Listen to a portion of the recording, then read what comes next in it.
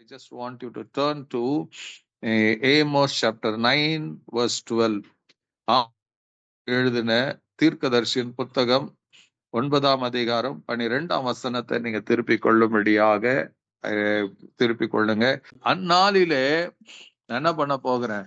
விழுந்து போன தாவீதுடைய கூடாரத்தை நான் திரும்ப எடுப்பித்து அதன் திறப்புகளை அடைத்து அதில் பழுதாய் போனதை சீர்படுத்தி பூர்வ நாட்களில் இருந்தது போல அதை ஸ்தாபிப்பேன் என்று இதை செய்கிற கர்த்தர் சொல்லுகிறார். ஆமென். ஹல்லேலூயா. அவர் சொல்றார், I will restore David's fallen tabernacle. Amen. I will restore David's fallen shelter or tabernacle. I will repair its broken walls and restore its ruins and will rebuild as it used to be. Amen. The Bible says, இதை செய்கிற கர்த்தர் சொல்லுது. What God says that I am going to do it. நான் இதை திரும்ப செய்ய போகிறேன். Hallelujah. I am going to do it. இது இட்ஸ் நாட் காட் நெவர் கவுன்சில்டு. யாருக்கிட்டையும் ஒரு கவுன்சில் கேட்கல. இஸ்ரேல் மக்கள்கிட்ட கவுன்சில் கேட்கல. யூத மக்கள்கிட்ட இல்ல, தேவனுடைய ஜனங்கள்கிட்ட கவுன்சில் கேட்கல. Even tonight the good news is God has never counselled with you. உங்ககிட்ட கேட்கவே இல்லை, உங்ககிட்ட கேட்கல அவரு. Amen. And he will never ask you. நீங்க இதே வசனத்தை ஆக்ட்ஸ் சாப்டர் 15:17 படிச்சீங்கன்னா இதே வசனத்தை அன்னைக்கு முதல் நூற்றாண்டுல சபை சொல்லும். It was the salvation of Christ was reaching out to the Gentiles. புற ஜாதிகளுக்கு இந்த சுவிசேஷம் போகும்போது there was a commotion. அவங்க நினைச்சாங்க only salvation is for us ன்னு சொல்லும் போது what God was doing through Paul and Barnabas அதை சொல்லும் போது they began to recount. இதுதான் நினைச்சு பாக்குறாங்க. God is in the business of reconciliation, bringing the people around the world to himself. தன்னிட பக்கமாக கொண்டு வருகிறதை நினைத்து அவர்கள் தேவனை ஸ்தோத்திரதார்கள். The same God is still seated on the throne. Amen. நீங்க கொஞ்சம் அப்படி நீங்க if it's the simple thing, hallelujah, if you're lost, இங்க என்ன இருக்குதுங்க? ஏதோ ஒண்ணு இருந்தது ஒரு காலத்துல தாவீது நாட்களில இருந்தது போல. hallelujah. அவர் என்ன சொல்றாருங்க? அந்நாளில விழுந்து போன தாவீதின் கூடாரத்தை, the shelter or the tabernacle of David which has fallen, விழுந்து போயிருச்சுங்க. ஹல்லேலூயா. விழுந்து போன காரியத்தை கர்த்தர் சொல்றாரு, நான் மறுபடியும் அதை கட்டி எழுப்புவேன், நான் அதை ரிப்பேர் பண்ணுவேன், நான் அதை சரிப்படுத்துவேன். once again there will be joy in that place. மறுபடியும் அங்க என்ன பண்ணாங்க? ஒரு ஆரவாரம் உண்டாகும். I will bring back the goodness. Amen. இன்னைக்கு இதுதான் கர்த்தர் உங்க நடுவுல கூட he wants to tell you, have hope in God. தேவன் மேல நம்பிக்கையா இருங்க, தேவனிடத்துல விசுவாசமா இருங்க. உங்க வாழ்க்கையில நடந்து போன தீமையான காரியங்களை நினைச்சு நினைச்சு நினைச்சு அழுது கொண்டு இருக்காதீங்க, துக்கத்தோட இருக்காதீங்க. உங்களுக்கு நன்மையே நடக்காதுங்கிற அந்த பொய்யான நம்பிக்கையோட இருக்காதீங்க. God is a good God. உங்களுக்கு நன்மையானதை செய்வது அதிக நிச்சயம். God loves to give good things to you. Amen. Hallelujah. For some reason, ஏதோ ஒரு காரணத்துக்காக, ஏதோ ஒரு சம்பவத்தின் நிமித்தம் நீங்க ஏதோ ஒரு காரியத்தை இழந்து போயிருக்கலாம். அதனால உங்களுக்கு என்ன பண்ணிருக்கோம்? you would have been உங்க வாழ்க்கையில அவமானத்துக்கும் நிந்தை கூட ஆளாயிருக்கலாம். உங்க சொந்தங்கள் பந்தங்கள் கூட உங்களை வெறுத்து இருக்கலாம், உங்களை ஒதுக்கி இருக்கலாம். Amen. Hallelujah. Because of this, ஏதோ ஒரு சம்பவம் நடந்தது. You yourself will be, இன்ன வரைக்கும் you may be living in guilt, ஒரு குற்ற உணர்வோட நீங்க வாழ்ந்து கொண்டு இருக்கலாம். என்னாலதான் இது நடந்துச்சு, நான் தான் இதுக்கு காரணம் ஆயிட்டேன்னு கூட நீங்க யோசித்து கொண்டு அதை பல வருஷங்களாகவே மேபி லிவிங் இன் ஹர்ட், உங்க இருதயம் காயப்பட்டு நீங்க வாழ்ந்து கொண்டு இருக்கலாம்.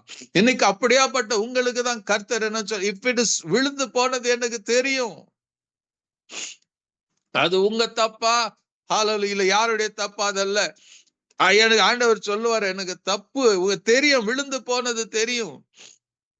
யோவான் எழுதின சுவிசேஷம் 9ஆம் அதிகாரத்துல நீங்க படிச்சீங்கன்னா ஒரு குருடனை பாக்குறாங்க சீலோம் குளத்துக்கிட்ட. உடனே இயேசுவை பார்த்து கேட்கிறாங்க, இவன் இவன் குருடனா பிறந்தது இவன் செய்த பாவமா இல்ல இவன் பெற்றோர்கள் செய்த பாவமா? அப்ப இயேசு சொல்லுவாரு, இல்ல இவன் செய்த பாவம் கிடையாது, இவங்க பெற்றோர்கள் செய்த பாவம் கிடையாது. இது ஏன் நடந்ததுன்னா ஃபார் த க்ளோரி, தேவனுடைய மகிமை வெளிப்படுவதற்காக இவன் குருடனா பிறந்திருக்கிறான். அப்ப உங்க வாழ்க்கையில ஏதோ ஒன்று நஷ்டம் அடைஞ்சிருக்கலாம், விழுந்து போயிருக்கலாம், தோற்று போயிருக்கலாம். Something would have been burdened. உங்களுக்குள்ள ஒரு பாரமோ ஒரு கலக்கமோ ஏன் என்ற கேள்வியோட கூட, if you are living in that kind of a situation, tonight God is saying, தேவன் சொல்றார், என்னுடைய நாமம் என்னுடைய மகிமை வெளிப்படுவதற்காக சில காரியங்கள் நடந்திருக்கிறது. ஆமென், ஹalleluya. உங்க தீமை அது நன்மையாய் மாறும், நிச்சயமா மாறும். because my God is that kind of God. Restoration கண்டிப்பா உண்டாகும், ஒரு மறுமலர்ச்சி உண்டாகும். don't ever doubt the love of God.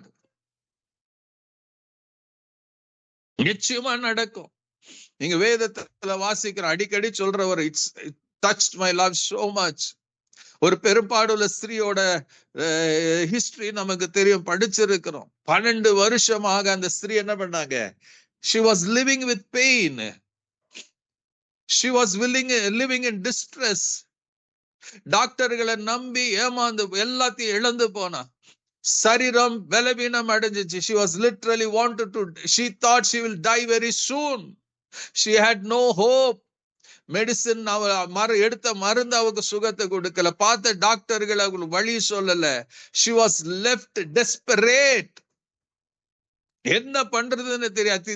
thought, அவர் நினைச்சிருக்கலாம் மனசுக்குள்ள, சாகர வரைக்கும் இதே நிலைமை தானா, 12 வருஷமா நான் கஷ்டப்படுறேனே, ஐ ஹாவ் நோ ஜாய், என் வாழ்க்கையில சந்தோஷம் இல்ல, மகிழ்ச்சி கிடையாது. ஐ cannot go. மத்தவங்க போகிறது போல நான் எந்த இடத்துக்கும் போக முடியாது.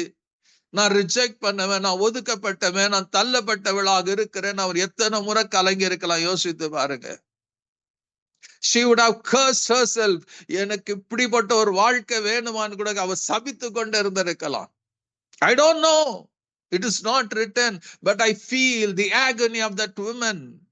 12 வருஷம், no relatives, no friends, no marriage, no good things, no எதுக்குமே இல்ல. she was just shut up in her own home. அப்ப ஒரு நாள் இயேசு தன் வீட்டின் பக்கமா வருகிறத அவ கேள்விப்படுகிறா. somehow she heard Jesus is a miracle working God, he loves it. ஏதோ அவ கேள்விப்படுகிறா. உடனே தன் மனசுக்குள்ள தீர்மானம் பண்றான், நான் அவருடைய வஸ்திரத்தின் ஓரத்தை தொட்டேன்னா போதும் எனக்கு சுகம் உண்டாகும். faith arises in her. அவ பின்னா போறா, தடுமாறி ஹalleluya, அப்படியே பின்னாடி போறா, கூட்டமா போறா. எவ்வளவு கஷ்டப்பட்டான்னு தெரியும். It was really a struggle for her. Struggle இல்லாம உன்ன போகல. ஆமென். அவளை எத்தனை பேருக்கு தெரியுமோ தெரியாது. மத்தவங்க பார்த்து தீட்டு உள்ளவன் சொல்லி ஒதுக்கி இருக்கலாம். தன்னை மறைத்து கொண்டு என்ன பண்றாங்க, அந்த கூட்டத்தோட இருக்கிற கொஞ்சம் பலத்தை சேர்த்து கொண்டு முண்டி அடித்து போய் அந்த இயேசுடைய வஸ்திரத்தின் தொங்கலை தொடுகிறா. அடுத்த நிமிஷம் அவருடைய ரத்தத்தின் ஊறல் நின்று போனது. she got healed. Amen. இயேசு அப்படியே போயிருக்கலாம், யாருக்கும் சுகம் ஆயிடுச்சுன்னு. But he wanted to record it in the Bible and ஜனங்களுக்கு தெரியணும், there is a restoration that has happened. என்கிட்ட வந்தா, என்னிடத்துல வந்தவர்களை நான் புறம்பே தள்ளுவதில்லை என்று எல்லாருக்கும் தெரியும்படியாக அந்த இடத்துல இயேசு நின்று call that woman. அவருடைய கதையை எல்லாருக்கிட்டையும் கேட்க வைக்கிறாரு. she spoke about her testimony, she gave about her life history. Amen. எல்லாரும் கேட்ட then only they understood the seriousness of that miracle. அப்புறம் தான் இயேசு சொல்வார், மகளே உன் விசுவாசம் உன்னை ரட்சித்தது, சமாதானத்தோட போ. the same God, he is a God of restoration. அவர் தான் சொல்றாரு, விழுந்து போன தாவீதின் கூடாரத்தை நான் மறுபடியும் எடுப்பிப்பேன். once again நான் எடுப்பிப்பேன், அதன் திறப்புகளை அடைப்பேன். On that day I will raise up the tabernacle of David which has fallen down. இன்னைக்கு கர்த்தர் சொல்ற, வாழ்க்கையில விழுந்து போனதை கர்த்தர் எடுத்து நிறுத்த, கட்ட, மறுபடியும் புதுப்பிக்க முடியும். Only thing is that believe in him. அவரால முடியும் நம்புங்க.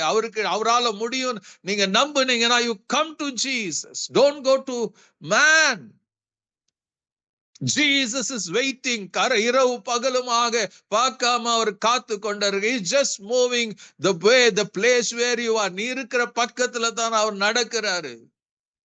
And he has a miracle written on your name. There is a miracle written on your name. There is a deliverance written on your name. There is a peace written on your name. உன் பேர்ல கர்த்தர் எழுதி வச்சிருக்கிறாருங்க. It's in due time for you. நீ பெற்றுக்கொள்ள வேண்டிய காலம் சமீபமாக இருக்கிறது. யாருக்கு தெரியும்? This may be the day of salvation. இது உன் ரட்சிப்பின் நாளாக இருக்கலாம்.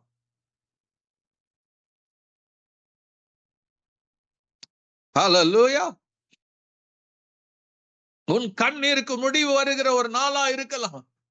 It may இருக்கலாம். It is when you come to Jesus, உன் துக்கம் சந்தோஷமா மாறும். That is my Lord. Just come to God as you are. அவர் சொல்ற நான் விழுந்து போனேன், தாவீதின் கூடாரத்தை நான் எடுப்பிப்பேன். Hallelujah. I will raise up the tabernacle of David. I myself will do. Hallelujah. நான் செய்வேன்னு கர்த்தர் சொல்றாரு. எழுதி இருக்கிறார். God has written in his word that I will do. நான் ரெஸ்டோர் பண்ணுவேன். நான் என்ன பண்ணுவேன்? அதை ரைஸ் அப் பண்ணுவேன். நான் எடுப்பிப்பேன். And God knows only he can do that. அவருக்கு மாத்திரம்தான் அதை செய்ய முடியும். அவருக்கு மாத்திரம்தான் தெரியும். And you to know, இதை ஒருத்தராலும் செய்ய முடியாதுன்னு தெரியும். பட் நீங்க யாரும் செஞ்சா நல்லா இருக்கும்னு உங்களுக்கு தெரியும். ஆனா கர்த்தர் சொல்ற இந்த இரவுல அவர் எதிர்பார்க்கிற காரியம் அந்த வசனத்தின் மூலமா will you come to me. வருத்தப்பட்டு பாரம் சுமக்கிறீங்களா? You just step out அந்த கிளச்சஸ்ல இருந்து, அந்த தனிமையில இருந்து, அந்த அவநம்பிக்கையில இருந்து வெளியே எந்திரிச்சு வந்து you just come to me. நான் உங்களுக்கு இளைப்பாறுதல் தருவேன். கர்த்தர் என்ன சொல்றாரு? He is watching. விழுந்து போனதை அவர் பார்த்தாரு. விழுந்து போனதை தான் அவர் சொல்ற, நான் மறுபடியும் என்ன பண்ணுவேன்? நான் எடுப்பிப்பேன். I will rebuild the fallen tabernacle of David. விழுந்து போயிருக்குதுங்க, அதை தான் நான் எடுத்து கட்ட போறேன் நானு. வாட் எவர் உங்க லைஃப்ல எது விழுந்து போனா இருந்தாலும் ஹல்லேலூயா, கர்த்தர் எடுத்து கட்ட முடியும். Don't worry.